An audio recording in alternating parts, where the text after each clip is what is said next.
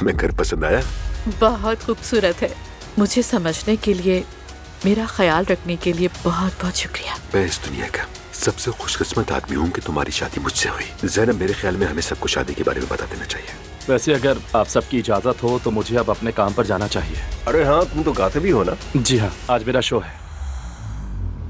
मेरी और उमर की शादी हो गई है। हाँ, हादसे वाले दिन पेरिस में। अल्लाह इनके बीच सब कुछ ठीक कर दे।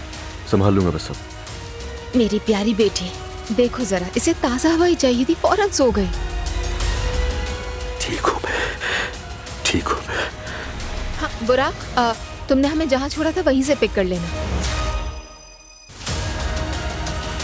हाँ बोलो अजलान। तुम्हारी फिक्र हो रही थी, कैसी हो तुम? दुआ, मुझे तुम्हारी आवाज नहीं आ रही।